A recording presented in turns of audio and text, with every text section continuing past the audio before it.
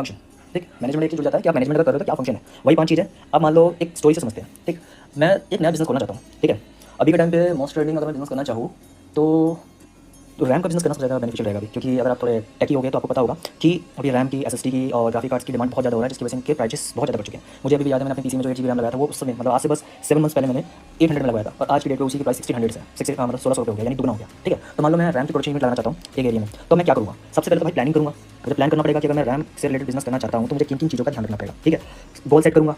ठीक है, और डिसाइड करूँगा कि उस गोल को मैं अचीव कैसे करूँ, ये बहुत इंपॉर्टेंट है। क्योंकि अगर मैं गोल सेट कर रहा हूँ तो उसको अचीव करने का मुझे एक पाथवे बनाना पड़ेगा ना, कि मान लो मैं टारगेट लेके चलूँगा, एक गोल डिसाइड करूँगा कि end of this financial year कम से कम मुझे 1 लाख रैम की प्रोडक्शन करनी है इस साल। ठीक है, और रैम जैसे तुम जानते हो प्लानिंग करते समय मुझे ये भी ध्यान रखना पड़ेगा कि मुझे किन से कम्पीट करना है। जैसे कि अगर देखा जाए तो रैम की इंडस्ट्री में बहुत सारे कंपटीटर्स हैं, जैसे गीगाबाइट हो गया, एमएसआई के साथ रैम आते कि नहीं आते मुझे ध्यान नहीं है, फिर जियोनिक्स हो गया, कंसिस्टेंट हो गया, ये सब नॉर्मल सिम्टोनिक्स हो गए। ठीक, और आई थिंक क्रूशियल की भी रैम आती है, और क्रूशियल का भी रैम आता है। ठीक है, तो ये सब क्या है, मेरे कॉम्पिटिटर्स होंगे, तो मुझे प्लानिंग इस तरीके से करनी होगी जैसे मैं अपना गोल डिसाइड करूँगा कि मुझे गोल क्या अचीव करना है। जैसे कि अभी मैंने बोला 1 lakh unit end of the financial year मुझे अचीव करना है। ठीक है, अब उसको अचीव कैसे करूँगा ये भी सोचना पड़ेगा। ठीक है, एक ऑब्जेक्टिव डिफाइन हो गया, मेरा स्ट्रेटजी बनाऊंगा, यानी उसको अचीव कैसे करना है ये बनाऊंगा। फिर टाइमलाइन क्रिएट करूँगा। टाइमलाइन क्रिएट करने का मतलब क्या है कि जैसे आज मैंने प्लान कर लिया मुझे बनाना है, तो इन दी 2 मंथ्स मुझे इस तरीके से अरेंजमेंट करनी है कि मैं अपनी कंपनी की प्रेजेंस ग्लोबल मार्केट में रिप्रेजेंट कर दूँ, जैसे एडवर्टाइजमेंट वगैरह करते हैं। ठीक है, फिर इन दी 4 मंथ्स मुझे अपने प्रोडक्शन की कम से कम 20% यूनिट्स को मार्केट में उतारना है। तो ये सब मेरे टाइमलाइंस होंगे। ठीक है, अब आगे अगर बढ़े तो प्लानिंग कर लिया मैंने। अब प्लानिंग के बाद आता है ऑर्गेनाइज करना। भाई खाली सोचने से थोड़ी चलता है। अब रैम बनाना है तो मुझे बहुत से उसके कंपोनेंट्स बाय करने पड़ेंगे। उसको बनाने के लिए प्रॉपर एक मतलब जगह चाहिए जहाँ पे मैं फैक्ट्री लगाऊंगा, फिर उसमें मशीन लाने पड़ेंगे, तो वहाँ पे ये सब चीज़ों को ऑर्गेनाइज करना पड़ेगा मुझे। तो सेकंड ऑब्जेक्टिव आ जाता है, मतलब सेकंड फंक्शन हमारा आता है मैनेजमेंट ऑर्गेनाइजिंग।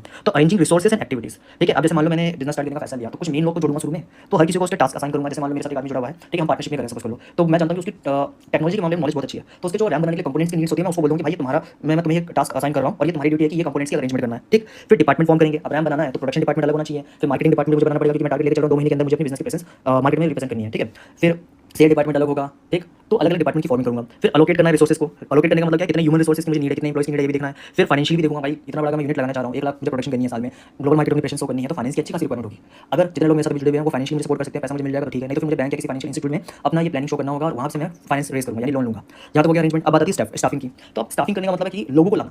भाई 1-2 इंसान से बिजनेस रन नहीं होगा, मतलब खासकर जब हम मैन्युफैक्चरिंग की बात कर रहे हैं, तो यहाँ पर मुझे क्या करना पड़ेगा, फाइंड करना पड़ेगा और रिक्रूट करना पड़ेगा एक टीम को। क्योंकि बेस्ट टीम अगर मैं खड़ी कर देता हूँ तो मैं अपने कॉम्पिटिटर से कम्पीट कर सकता हूँ विदाउट एनी हेजिटेशन। ठीक है, क्योंकि मुझे पता रहेगा कि मेरे पास बेस्ट टीम है और वो अपना 100% दे रहे हैं। ठीक, तो रिक्रूटमेंट और सिलेक्शन होगा, इसमें ट्रेनिंग होगी, क्योंकि भाई देखो जिस हिसाब से मैं कर रहा हूँ, मान लो किसी पर्सन को मैंने क्या कहते हैं रिक्रूट करा। ठीक है, बट उसको मैं ट्रेनिंग प्रोवाइड करूँगा, उसके डेवलपमेंट पर काम करूँगा ताकि वो रैम कैसे बनेगा, कहाँ से हम बाय कर सकते हैं उसके रॉ मटेरियल, इसकी नॉलेज अच्छे से हो जाए। फिर परफॉर्मेंस अप्रेजल भी देना पड़ेगा। परफॉर्मेंस अप्रेजल का मतलब ये डिसाइड करूँगा कि अगर हमारा ऑन टाइम टारगेट अचीव हो गया तो आप सबको ये सब बेनिफिट भी मिलेगा। तो स्टाफिंग हो गया, प्लान करा, सामान अरेंज हुए, लोगों की मतलब रिक्रूटमेंट भी हो गया, लोगों को बुला लिया मैंने। अब भाई उनको डायरेक्ट करना बहुत जरूरी है। ठीक है, सबको मोटिवेटेड